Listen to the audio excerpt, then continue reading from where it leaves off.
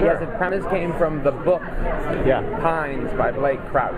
That's what started the whole ball rolling. Donald sent me the book. This is 2 years ago now, a little over 2 years ago. Sent me the book and it hadn't yet been published. And I read it in about a day and flipped out and loved it so much that I sat down and wrote the script. It took me about 4 weeks because I didn't want to go out and pitch it. I just wanted to write it. And then we did it. Did you keep a lot from the book then, or? Yes. It's pretty faithful to the book, especially in the first half of the series, and then there's a second book and a third book that have since been published, And it's very true to the book in terms of the one big central conceit when you find out what the reality of the world of Wayward Pines is, which you'll find out halfway through the first season. There's a lot of confusing things on purpose and mystery and what's going on in time periods that are shifting. And when I was first reading the book, I thought, there's no way there's going to be an ending that makes any sense for this, and I'm going to be really disappointed. And it was the exact opposite. My mind was blown by what the truth of Wayward Pines is in the book, and it made everything that came before it made 100% sense, which is, in a way I've never seen. And also, nobody who has read the books or the scripts or seen any of this has ever guessed what the truth is. That's a very good. Yeah, in fact, everybody has a different opinion on what they think is actually happening. So, what the truth really is.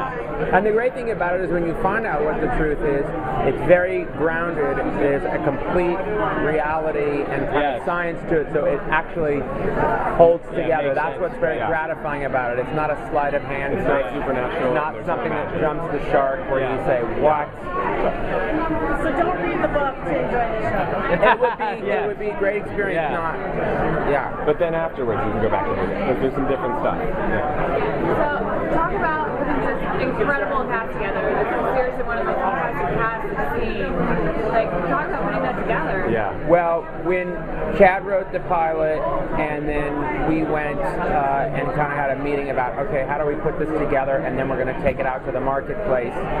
Ashwin, who works with Knight, read the pilot script and loved it, and gave it to Knight to read it, who, to our delight, said he would not only really like the script, but also would direct the pilot. So that obviously, Knight being that kind of filmmaker and never having done television had a lot to do with this cast, and we have a really esteemed cast, obviously. We work with world-class filmmakers, and that was made it also a very special project. Knight brought everybody in. Well, it was the script, it was the book, it was the idea, which all spoke for itself because it was great. They wouldn't do it if it wasn't good material. That had to be. And then Knight, that combination of all those elements made it, and it was a limited series, so they weren't signing a long-term deal. You know what I mean? For people like Matt, who had never done television, it was a very comfortable first foray.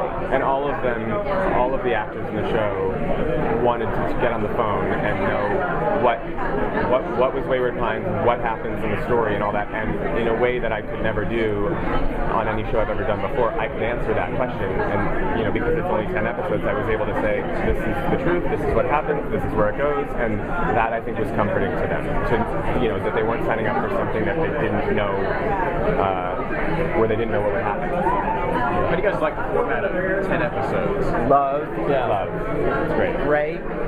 We were actually at the international press earlier, and we were talking about it, and it's interesting because in movies you only have 2 hours to tell a story, and sometimes in traditional TV you have to extend the show over 5 or 6 seasons. So this one kind of falls in between, where you have the sweet spot of, as Chad was saying, you have a longer form of telling a story, but also at the same time having an end point. So it's kind of the best of both worlds. I've always loved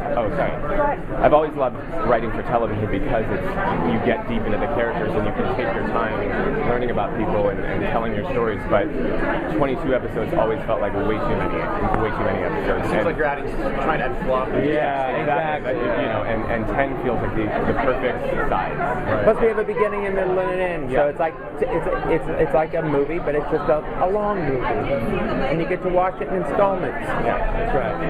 Is the mystery of the town the driving force throughout the story, or is it the character, or what kind of drives story goes? Good question.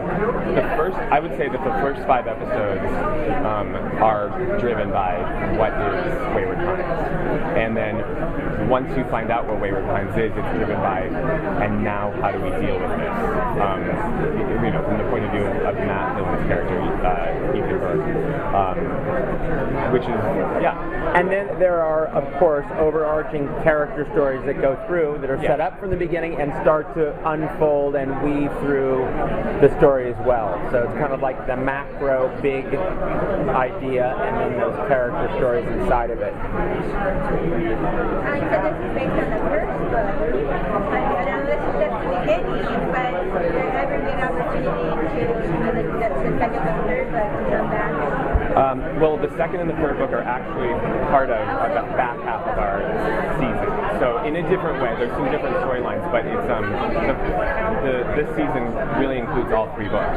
Yeah, but we could still keep going. Yeah, we have it all figured out. Yeah. When you see the end, you'll see. You mentioned some of the character stories that are going to happen underneath this huge plot. Can you describe some of those character stories or what the relationships are going to be that we're going to see? Yeah, I mean, there's Ethan Burke's family, which is in the pilot is really driven by when he gets trapped in this town, he can't get in touch with his family, and they can't get in touch with him, and it's this desperate struggle to try to. They want to know where he is. He wants to get home to them, and that arc of getting this family back together, and if it's even possible, is a big part of it, and the relationship between Ethan and his wife and Ethan and his son is a big, really the heart of the series, in a way. And then it would be hard to tell you about a lot of other relationships without spoiling the show. There are some past histories and difficult situations that existed that will come to play again. Yes. What I can tell you that one of the Secret Service agents Ethan is looking for, who when he first came to town, is his ex-partner and ex-lover, Carla Gugino's character. So, and that of course. But he is married. But he's married, and so that's all, steamy Sophie. How much of the story takes place within Wayward Pines and how much is outside, if at all? 90% in Wayward Pines. Another good question. I'd say. Yeah. I'd say 90% in Wayward Pines. Do you get to see what the impact is to people outside? Yes. Yes. Like outside characters? Yes. Yes. Yeah.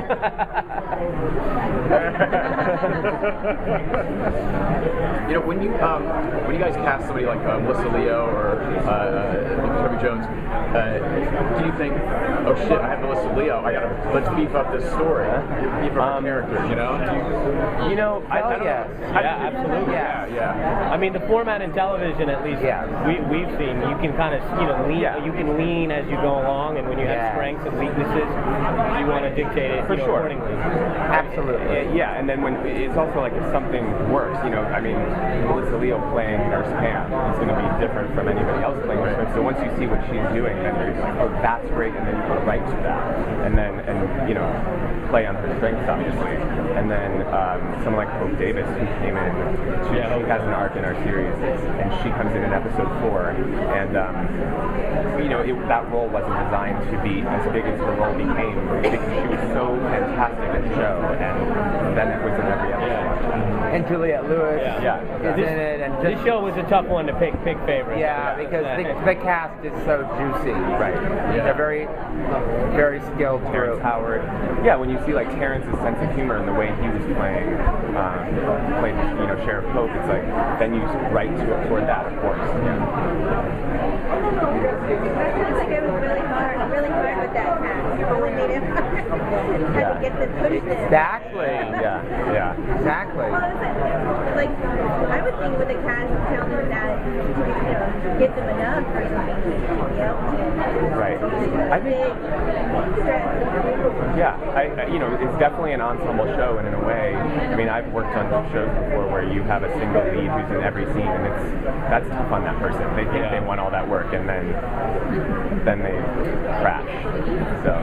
Since we haven't seen the episode, it's kind of hard to know the tone and feel. So when you pitched this, was there like a show or or series of shows or movies that you can compare it to as far as like the tone of the series? Twin Peaks was always the kind of dry, in terms of television, that kind of tone, and then we've talked about Twilight Zone kind of a little bit.